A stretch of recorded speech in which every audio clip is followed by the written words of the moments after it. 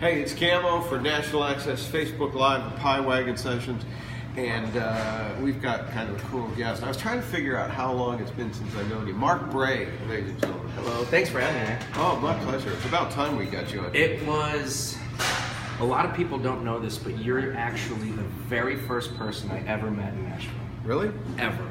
I put a demo up on Facebook, and we connected, and we did and I was maybe 2011, and we did a Skype talk, and we did you told me you had just kind of relocated down here, and we did like a Skype conversation, and you were just kind of giving me pointers and tips, but yeah, did any of it work out for you, or did it? I mean, I'm here, so it's actually really cool to be able to kind of do this with you. I was really looking forward to that because it's been such a long time. We met each other at CRS like 4 years ago, Mm-hmm. and then just recently during CMA, you were on a cool little thing on.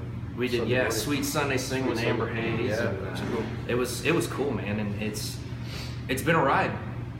I remember when I heard your stuff, it's like, you got to get your butt down here, and Here we are, you know. Here's his butt. It's amazing how you see it, you know, when you look back. And 2011 ago wasn't that long ago, but when it comes into this world, it's a lifetime ago, and it's just amazing how much, you know, I've grown and changed, and again for you too, man. No, you know, all the stuff that you're doing. The same. I'm just, you know, Just as handsome as ever. Now, see, I would have been more comfortable if our last guest had said that. Now I'm just like, okay. Who was fantastic. She was awesome. So, what has been your journey? Because it's a long time from hearing product to actually seeing you play out. You're not based here, though. No, I've got a great team that's based here. And with honest to God, you know, when I did that whole demo all those years ago, flying by the seat of my pants. And one of the bits of advice that you gave me was that you do need a team. And in order to really take it to that level to where I'm standing here now, that had to happen. And it really started with building the team down in Baltimore, or up in Baltimore with you know, the Mark Bray country team, my band leader Dino, and all the guys in the band, and then the team down here with Bar Frog Music, Brick Shore Media, Nicole. You know Nicole very well. Yeah, and we do our best to spread rumors. Yeah. But it really is. It's such an incredible journey. And I like to say to people that, you know, I'm just like the little part of that iceberg, right? And if you really encompassed all the people that make this happen, you couldn't even fill this room. No, it's kind of a common story because you hear a lot of the bigger artists too. You know, one sticks out in my mind. I won't mention his name, but he's like, I'm never putting drum loops on my music.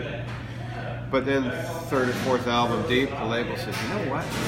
We'd like drum loops on your music. And you can put your foot down and then kind of get put on the back burner by the label. Or by the time you've reached that status, it's not just about you anymore. It's like you say, you're the tip of the iceberg. That's what the public sees. But you've got band, road crew, publicists, management, all these people. And it's like if you put your foot down and you get put on the back burner, you've just put 300 people on the back burner. That's right. And honestly, it really is a learning process. And one of the cool things about, you know, where in the journey we are right now is learning that. You know, you see as a fan, like you said, you see that one, you see Garth, you see Tim McGraw, you see those guys, but you don't realize the legion of people that make Garth Brooks happen. Garth Brooks doesn't make just Garth Brooks happen.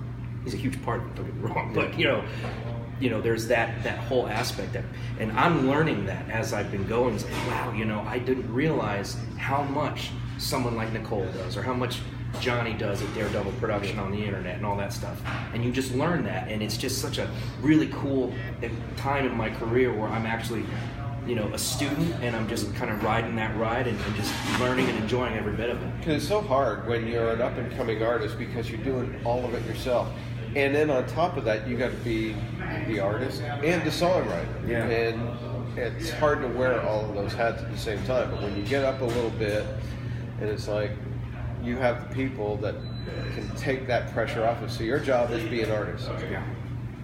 Yeah, and it makes it easier in a way, but in a way you have to continue to keep in mind that you're a part of a team. I mean, up in Baltimore when we first got going, you know, you're booking the band, you're making sure all the equipment's there, you're making sure everything's plugged in, you're making sure the PA even works.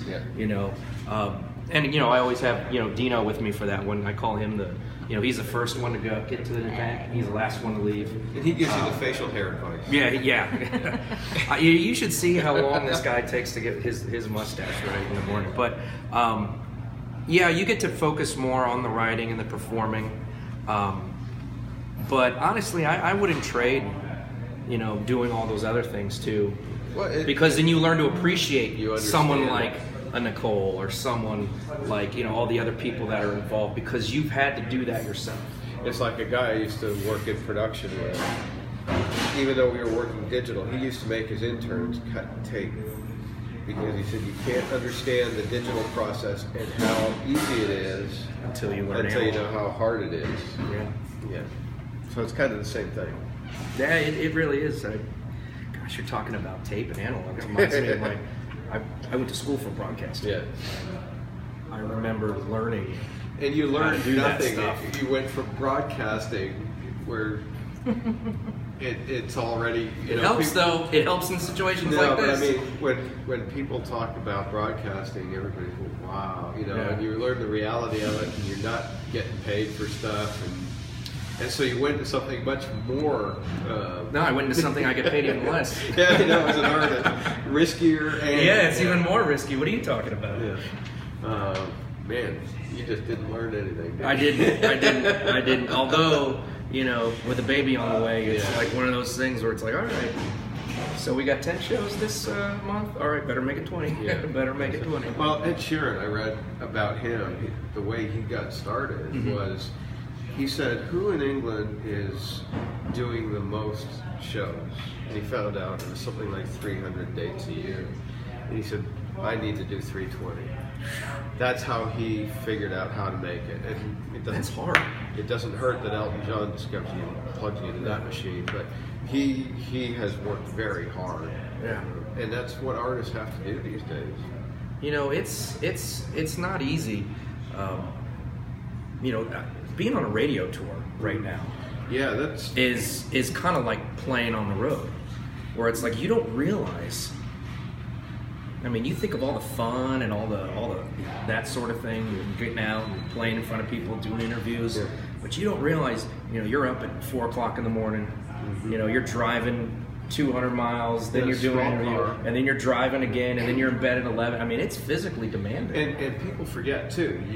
You go and do that radio station, and people think, wow, that's great. He's just dropped in, and that's all you've had to do.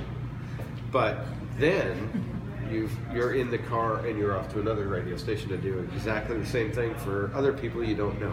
Exactly. And then you get in the car and you do, and that's your day. And you also don't know what you're walking into most of the time. I was lucky in this time. I knew who you were. I wouldn't say it. Sometimes you get into a radio station, you don't know if that person's going to have good questions. You don't know if they're going to be nice. Or you don't know if they're going to be just a wall. You don't know. Yeah. I mean, some guys are really tough on guests. Go ahead, fire away. Let's go. Even, they're perfectly welcoming with the big name artists, and they're really good with them. But a lot of guys just don't handle the rising artists and don't know what to ask. And I just make this stuff up anyway, so it doesn't matter whether you're good. I make up my answers, so we're. You want to do a song? Sure. As he goes to sip his coffee. It's okay. All right, that's a good little segue to this song. Okay, so we're going to do a song that's off the new EP. Yep.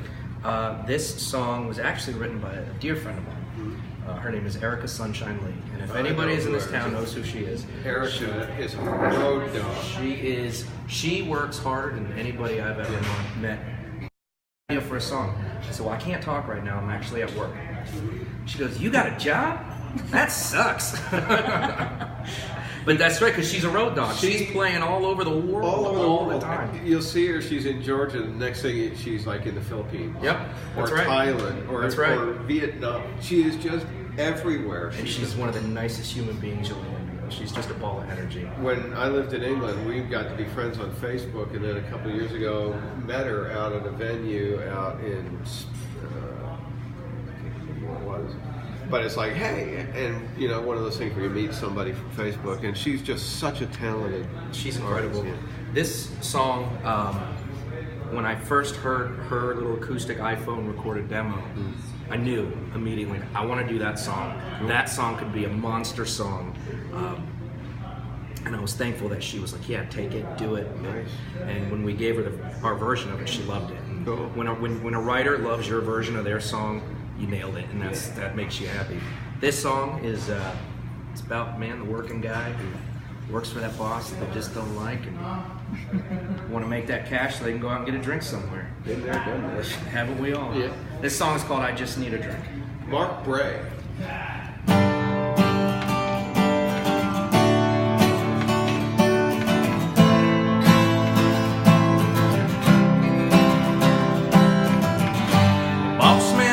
Shut up, seems like it's all my fault. If I can't come fast enough to get the hell out of these four walls. You ever had one of those days like where everything goes wrong? No matter what you do or say, it sounds like an old country song. Well, I've had that kind of way, so I just need a drink, something to cool me down, pick me up right off the ground, something I can hold on to that might get me through. I need the taste of something strong that'll last me all night long. Don't wanna talk, don't wanna think, no, but I just need a drink.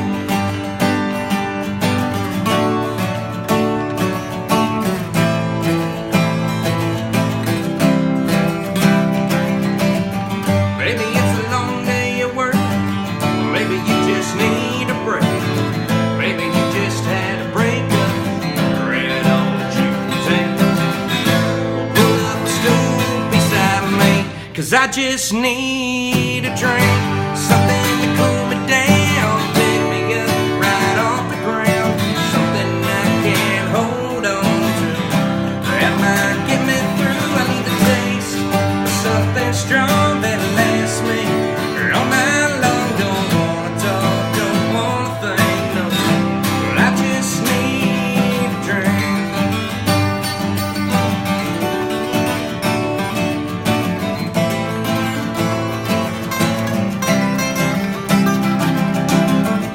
I've been there so many times, man, I know just what you mean. So here's to you and cheers to me.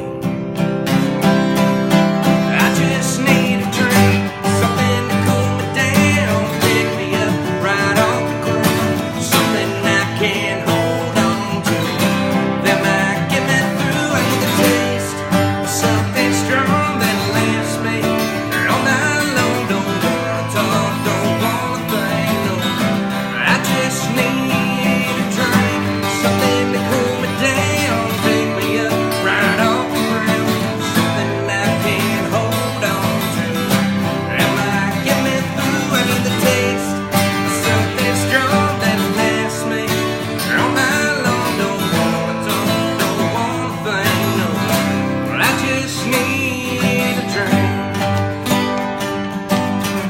But I just need a drink.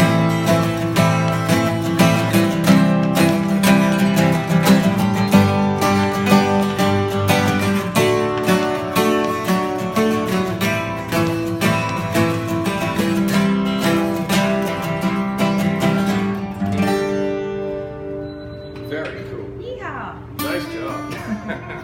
Thank you.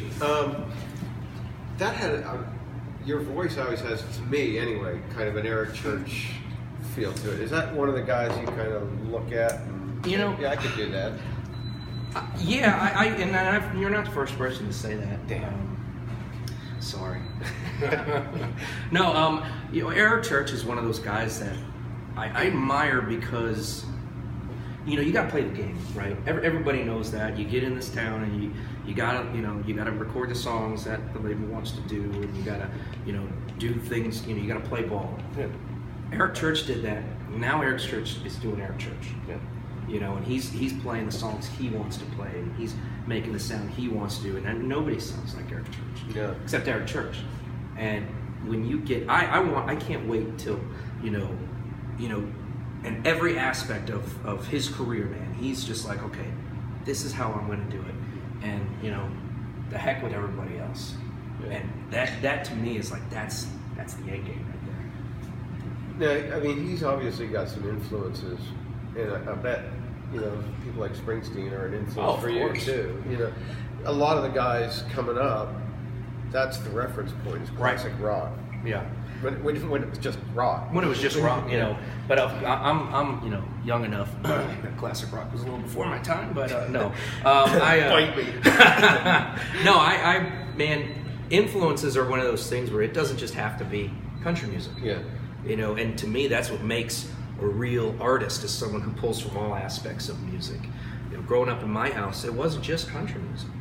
You know, my father was big into Billy Joel and Elton John and James Taylor and all those guys, Cat Stevens, Harry Chapin. I mean, I could go on forever and ever. And my mom, you know, was Willie Nelson and John Denver.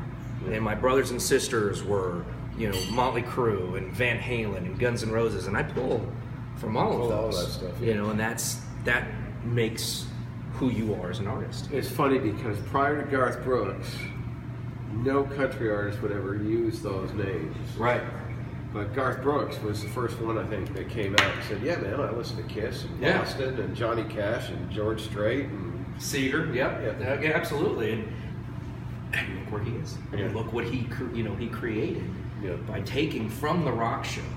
He's like, he looks at someone like Chris Ledoux, right? Yeah. He sees what he's doing. Then he looks at someone like Billy Joel and sees what he's doing. And he looks at Kiss and he goes, I'm going to do all of that in a show. And Garth is pure. I mean, he's brought all that mentality to it, but he's pure Chris Ledoux. Chris Ledoux was doing that show. Oh man! Before the only difference between the two is I don't think I've ever seen Garth Brooks ride a mechanical bull on stage. I think it might be the only difference between him and Garth. Man, it's so cool watching artists like yourself come up and see all of these things, but then you still open your mouth and you're a pure country artist. I'm a product of 90s country music. Mm-hmm. Great era for country. I mean, that's, you know, if you said, you know, Mark, give me your sound in one sentence, I would say it's 90s country with a modern flair. Do you think that kind of country is coming back in style now? Aspects of it. Yeah. I think music is always evolving. I don't think it goes backwards. It always moves forwards. I think it'll never be that sound again. Yeah. There'll be aspects of it, there'll be parts of it, but I don't think it'll ever, because music never goes backwards. Yeah. Music always goes forwards. But I am happy to hear certain things. Like, you'll hear a song on the radio, like Midland, right? Yeah. You'll hear Midland, and you're like, man, that's 90s country all over it. I love it, man. That's the closest thing I've had to Joe Diffie in 25 years, you know? But that actual sound on its own, it's not going to come back, and that's not necessarily a bad thing. We've already had it. Yeah, we need to take aspects of it and bring it to the modern era. So let's talk about your new EP. Sure. All right. What's it called? So the new EP is called "You Follow Me Around." Mm-hmm. It is a collection of songs like this that are fun, and then there's a collection of songs just about good old country heartache, man. And that's country music. Is this your first EP with Bar Frog? This is my first EP with Bar Frog. It's my first time on Music Row. Wow. Which is awesome. Yes, you charted. I did. And where are you now on the chart? We are. Well, we'll find out this afternoon where we are this week. But last week we were 73. Nice. We're in the top First 80. time on the chart. First time on the chart ever. Period. Cool. How's that feel as an artist that's been working at it and you finally chart? It's surreal. Yeah. I mean, you can't. You think about it. You dream about it. You know, I did a limited radio release by myself years ago, without a team, without, you know, a real record or anything like that. and didn't know what I was doing, and I would check the chart every day, and of course it was never going to be there. Because I had no idea how didn't have a team, and I'd be like, oh man, well maybe it's down in the 200s somewhere, and that was just not being educated in how it all works. But even when it first charted at 151, the chart that you don't see. Yeah, it was somewhere up in the 900s. It's a surreal feeling. I mean, you can't explain it, and then every week it just gets better and better, because that means that someone out there in country radio, some programming director, thought our song was good enough to be played in rotation. And everybody knows there's only 24 hours in a day, so they've got 24 hours to fill. And I'm a new guy, so when my song goes on, unfortunately someone else comes off. And then, and it cycles. I'll go off and someone will go on. But some programming director out there in some part of the country said, hey, I like this song, I'm gonna play this song. And it's such an incredible feeling. Nice. And then you get to a point, and then the reality is it'll get to a spot and drop off, and that's your benchmark. So your next release, that's okay. I got to beat that. And it becomes chasing the last one all the time. It's not a game, right? But it feels like a game. It feels like you're just.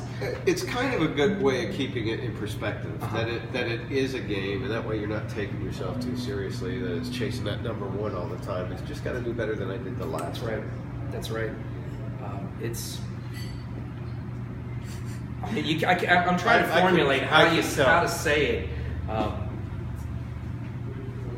It's a surreal experience, because especially during this interview, because sitting here talking with you now, I'm thinking of that kid who was sitting at his parents' house on Skype before he had to go to work, talking to you. You know what I mean? Like about what I need to do. Oh, so that's how it works. Oh, so I need to, and just thinking about, now we're sitting here talking about a single that's on the charts. Okay, now this is kind of a cool way of transitioning, and it may be something that's premature for you yet, but you think about that kid, do you think of yourself as a role model? Or are you there yet? I'm a role model to like my nephews, allegedly. And that 25-year-old guy that's sitting in his parents' basement. Yeah, honestly, that sounds awful when you say it like that. Honestly, there's, in a way, I wouldn't say role model, but I certainly have friends that are like artists in other parts of the country, that I know that are real young, and I've watched them, and they'll ask me advice, and I'm like, hey man, look, there's a million ways to skin a cat. What worked for me might not work for you, but I can tell you what I did. I can tell you the mistakes I made. And you can learn from that. If that's a role model, if you want to put that stamp on it, maybe. But I'm still a student. Maybe more like, a Travis Tritt song, I'm going to be somebody. Yeah. Do you play a lot? Yeah. Is there always indentations on my fingers? Is there always somebody, that sandy-haired rebel boy in the front row, said, I'm going to do that and I'm going to be somebody? I've had that. Yeah. I've had that where people have come up to me at a show and said, hey, we're going to start a band, what do I need to do for this? And lots of times we'll say, come up on stage and sing with us. Cool. That's where you started, But I'm still a student. I'm still learning how to play this. I'm still learning the game. I'll probably be a student if I'm 20 years from now. That's a good way to look at it. Perfect time to jump into a new song. Yeah, well, let's see. What do we want to do? Do we want to do the single? Or you want to do the single? I think. Want to do the single? Give it a nice little boost so people will go out. All right. So yes, this song. Requested at the radio station. Yes, request it. This song is called For Love. It's the first single off of the EP. I hope you guys enjoyed. If you like it, call your local radio station and ask them to play it. And they love that. Keep at it. Just keep coming.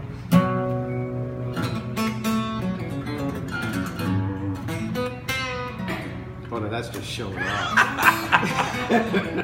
Dino Lisi, ladies and gentlemen.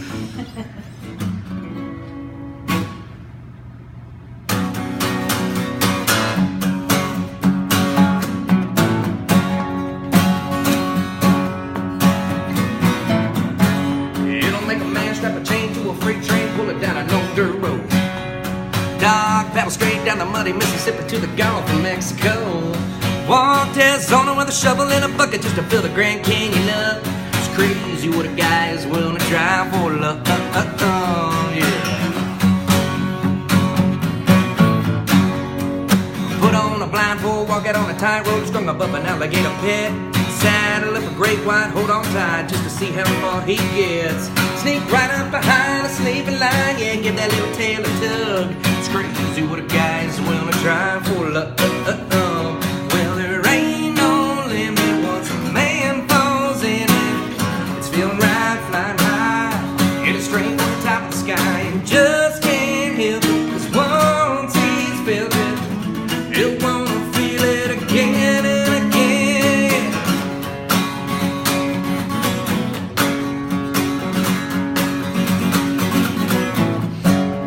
Like a sidewalk preacher to the world, how I need to be screaming out the top of my lungs. Glory, hallelujah, just a little bit of do you heavy dancing and a speaking them tongues. Stopping traffic on Main, people think you're insane, watch them haul you off in cuffs. It's crazy what a guy is willing to drive for love. Now there ain't no limit once a man falls in it. It's feeling right, flying high, hit it straight for the top of the sky, and just can't help it, 'cause once he's felt it, he'll wanna feel it again and again.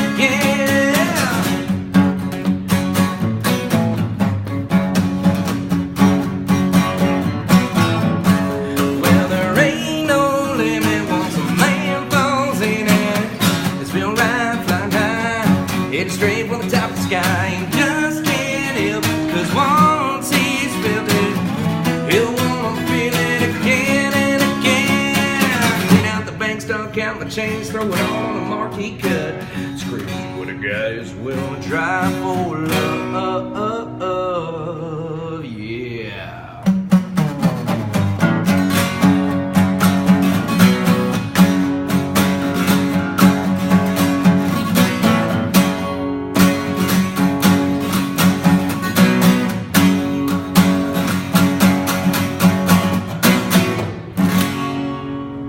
Do it. There it is. I bet that's a killer live song. It's fun. When you're doing it. It's fun.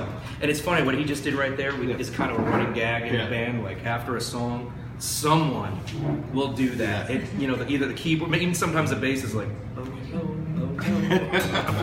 You need a trumpet player to do the.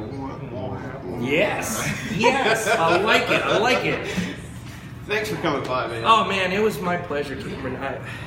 How can people get out to you? Get Very in touch easy. with you? Very easy. They can go to markbraycountry.com. Well, not yet. That's actually in the works. That's in the fixed. works. But on social media, everything is at Mark Bray Country, whether it's Instagram, Twitter, Facebook, facebook.com/Mark Bray Country. Also, there is one other thing that they can do. Since this is our first release, and since none of this happens without the country music listener, I wanted to give a special gift to them. They can go to giftfrommark.com and they get a free download of a song that is unreleased from the record. Sweet. It's a free song. It's a song that one of my favorite songs I've ever written, and I wanted to give it as a gift. It's free, giftfrommark.com, and that's just for being a country music fan. Excellent. Sweet. Thanks for coming. I really appreciate it. Cameron, I've been looking forward to this. Thank you for being a part of my musical journey. Oh, man. It's an honor and a pleasure. Thank you. Thanks for joining us. Nashville Access Facebook Live. Bye, Nashville Access.